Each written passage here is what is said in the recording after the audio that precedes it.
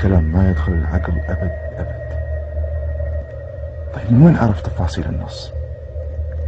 ما في أحد يعرف أي شيء، حتى زوجتي وهي زوجتي ما تطلع على كتاباتي وأنا أكتب، ولا تعرف أي شيء إلا لما أجيب لها نسخة مطبوعة بنفسي تقراها. ممكن الشغالة لا لا لا لا, لا. مو معقول أبد. هذه صار لها معانا 6 سنين ما لاحظنا منها كل خير، أدب، شغل، أمانة. وبعدين هي ما تعرف اللغة العربية. ممكن وحيد يخونني؟ أعوذ بالله، أنا كيف فكرت كذا؟ مستحيل. هذا ولدي يحبني وأنا ربيته أحسن تربية. لا لا، وحيد ما يسويها. وحيد ستر وغطى على أبوه.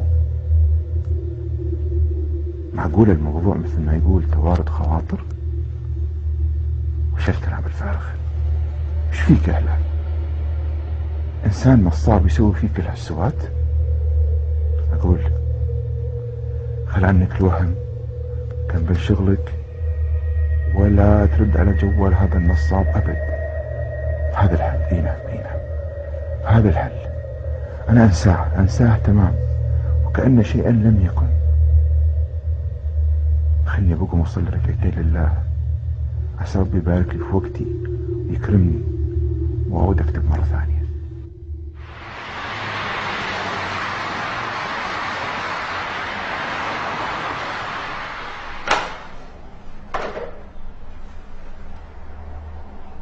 هلا عامر، تعال مكتبي ضروري.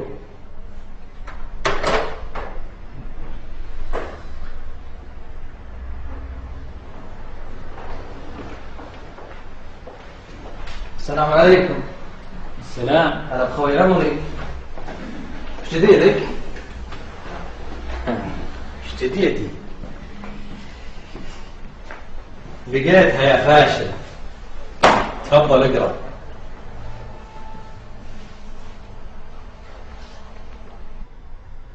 ملخص رواية؟ ايش يعني؟ هذه رواية جديدة تبي تكسر السوق وتعلن عن ميلاد نجم جديد في عالم الكتابة والرواية.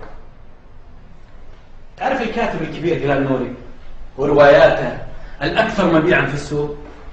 هذه الرواية تبي تسحقها وتحطمها تحطيم. عشان كذا أبيك تسوي لي خطة إعلانية دعائية تسويقية محترمة مع أفضل دور نشر. عطهم مثلا مدة كذا شهر، أكون إن شاء الله خلصت من الرواية. يعني تبي تدخل عالم الأدب؟ ها وش رأيك؟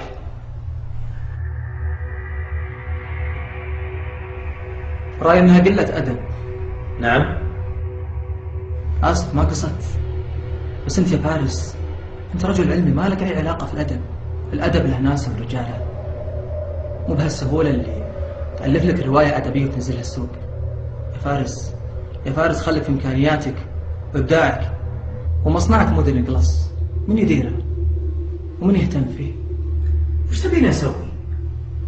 لي فترة وأنا قاعد أنتظرك، كل يوم تقولي بكرة بعده بتكتب وأخطط وأفكر. واضح ما عندك سالفة يا عامر. الله يسامحك يا فارس، وأنا اللي مشغل نفسي ليل ونهار أخطط وتكتك عشان أخلصك من كابوسك. لكن خلاص أنا لقيتها، وراح أتصل فيك اليوم أحدد معك مكان تقابل فيه، وهناك بشرح لك اللي بنسويه بالضبط. بس قبل ما أروح مقابلة خاصة مع واحد راح نضبط فيها بداية الأمور. مقابلة؟ مع من؟ ومتى وليش؟ مقابلة مع شخص راح أعلمك منه بعدين لما أتأكد من مساعدته لي. باقي التفاصيل راح أعلمك إياها الليلة. ما أقول شيء، خليك ورا عامر لغاية باب الدار. كل خير إن شاء الله يا فارس، عن إذنك. عامر، ملخص الرواية أبيك تطبع لي طباعة فاخرة وتوديها لدور النشر يعني مصمم بعد؟ أكيد مصمم يا صديقي. يمكن خطتك تفشل، خطتي تنجح، يكون شيء بيدنا. حاضر حاضر يا فارس، أبشر بيدي. مع السلامة. أما لو تنجح خطتك يا عامر تكون نفدت بجلدك يا هلال يا نوري، وما عاد لك منافس في الساحة.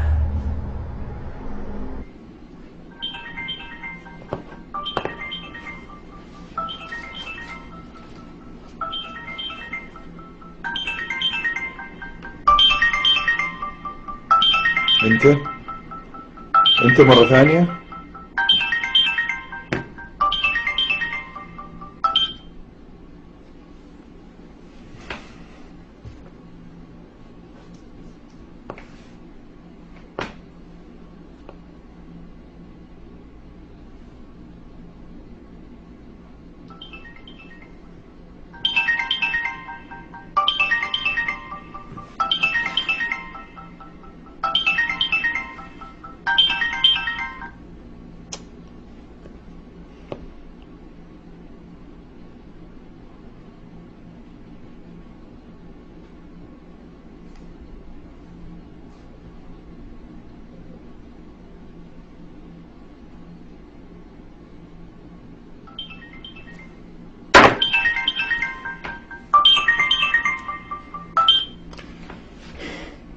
نعم، ايش تبي؟ ايش؟ خايف ترد ولا خايف ينقطع تركيزك؟ اولا انا ما اخاف الا من رب العالمين، وثانيا شوف، لا انت ولا 10 من امثالك يقدرون ياثرون على تركيزي. افهم هذا الشيء زين. والله ما ادري وش اقول لك، اجل ما اقدر اقطع تركيزك ابد. طيب وصلت صفحة كم؟ وصلت الصفحة كم؟ انت مو تقول انك تعرف اي شيء اكتبه؟ ايش رايك تقول لي انت انا وصلت الصفحة كم؟ ولا كلمة من امس لليوم ما راح تكتب ولا كلمة، لاني عطلت مخي وقررت عدم الكتابة. علشان كذا تلقاك الحين جالس متأثر، ما تدري وش تسوي ولا تدري وشلون تكمل اللي كتبته. لا تسوي نفسك عبقري. انت ما انت داري عن شيء انا اسويه، وربي ما راح يوفقك في اعمالك الشريرة هذه. لا تدري علي، لاني لو ما كتبت انت بعد ما راح تكتب اي كلمة، وبيضيع اسمي هنا للابد. يا اخي انت ايش تبغى بالضبط؟ قلت لك ابغى اقابلك ونتفاهم. نتفاهم في ايش؟ ابغى حقي في السنين اللي فاتت، والله يسهل لك في السنين الجاية. ايه اجل الدعوة ابتزاز، ها؟ طيب اسمع، انا عندي لك كلمتين، وروح قول اللي مسلطك علي ان ما لكم طريقة ابد على هلال نوري. والحاجة الثانية، لو اتصلت مرة ثانية انا راح ابلغ الشرطة، وبتروح فيها انت واللي مسلطك.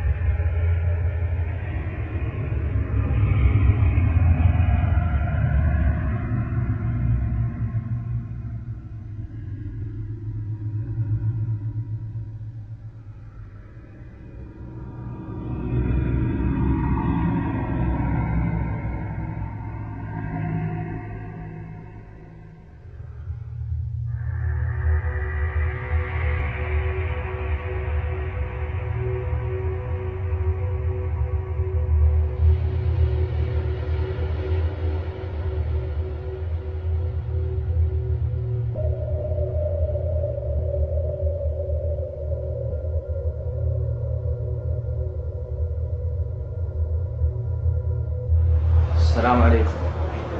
سلام. ايش عندك استاذ عامر؟ كل خير. اجلس.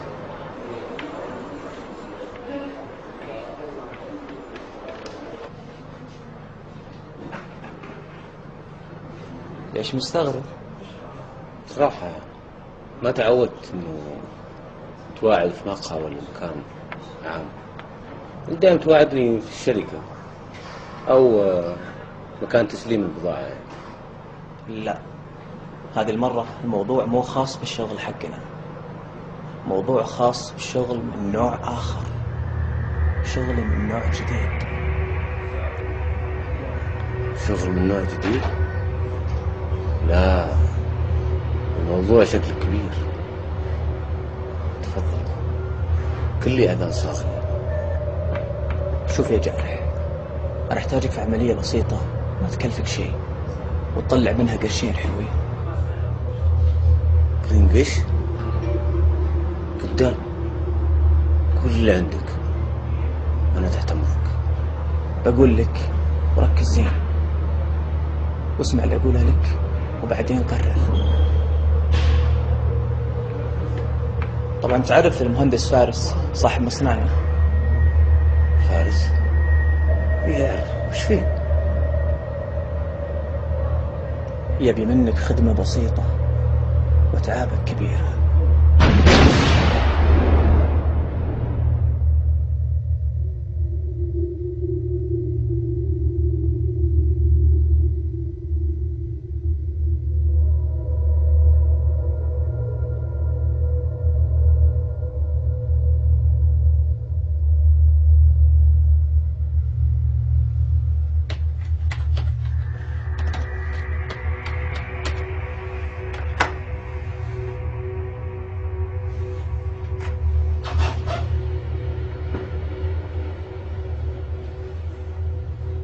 خير يا شرف، شو عندك معصب؟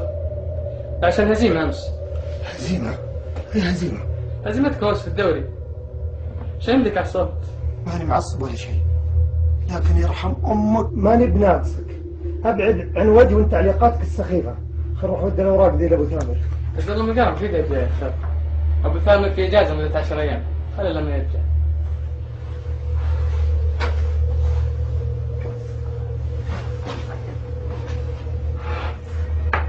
قصة شوية جيني نحن ليتك ما ترجع أبو ثامر، ليتك. حلوة، ترى كنت بسهل يا أستاذ عامر. باقي تكون أنت بطلها.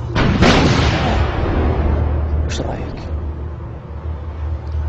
ما في شك، بس أنا ما أقدر أقوم لأن عندي شغل ثاني يدخل لي دخل أفضل من اللي عندك. يعني إيش؟ بعد ما عرفت الموضوع وعجبك هونت؟ مين قال لك إني هونت؟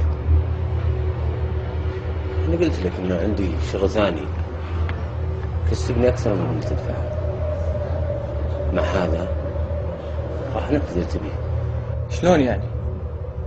ما فهمت.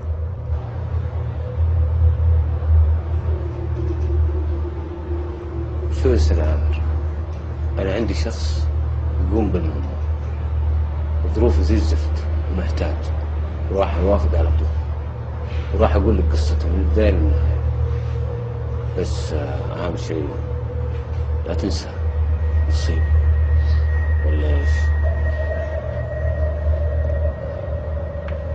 طبعا يا جارح، بس قل لي من هو هذا الشخص؟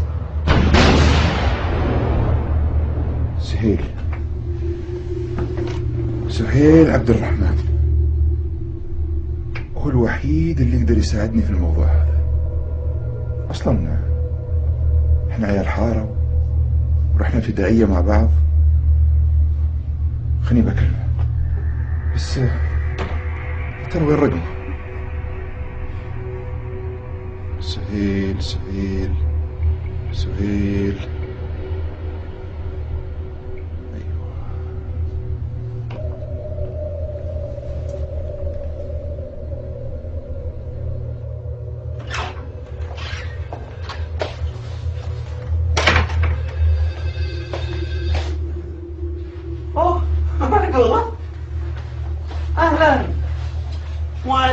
السلام ورحمة الله وبركاته. أخبارك؟ طيب يا أخي ما أنا مصدق عمري. معقولة الأديب العالمي المشهور هلال النوري يدق على واحد طبيب نفسي ضعيف اسمه سهيل؟ عفا عليك يا دكتور سهيل. الحين أنا ماني مكلمك من 4 معارف 5 شهور ومبارك لك في الولد عبد الله، بس الظاهر الكبر شين. شكلك نسيت. يا أخي أمزح معك يا أخي، يا أخي طول عمرك ما تضحك. وأخبارك أنت الحين؟ ساك بخير وعلوم عيالك؟ يا أخي ألف مبروك على كتابك الجديد. صارت المجالس كلها تتكلم عن روايتك، ويلا شد الهمة طلع كتاب جديد. وأنا مكلمك عشان الرواية الجديدة يا سهيل. آها الحين فهمت، حجة وقضاء حاجة. طيب قول لي يا سيدي ايش تبغاني اساعدك فيه؟ سهيل، أنا كنت متطرق في الرواية الجديدة اللي موضوع شوية غريب وحبيت أخذ رأيك فيه. الموضوع هو توارد الخواطر. هل يا ترى في علم النفس شيء فعلا اسمه توارد خواطر؟ وعمولتي محفوظة؟ يا سهيل قل الأول. عمولتك محفوظة، بعدين يا سهيل هذا مش وقت نمزح فيه، الله يخليك رد علي. طيب يا أخي شو يبغى تاكلني يا أخي؟ اي نعم، في ما يسمى بتوارد الخواطر ولها أنواع كثيرة.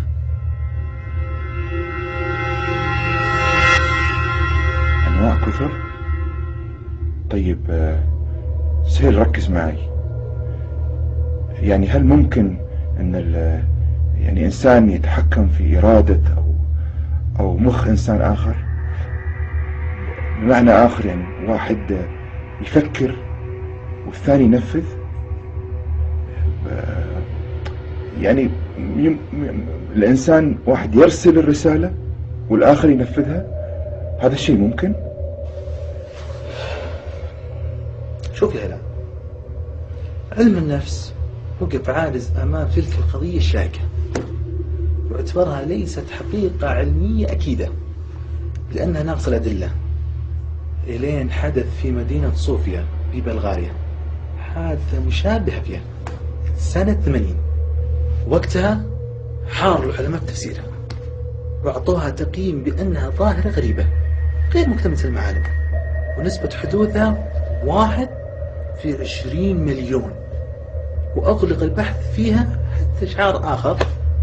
والعلماء ينتظرون حادثة مشابهة لها عشان يفتح الملف من جديد.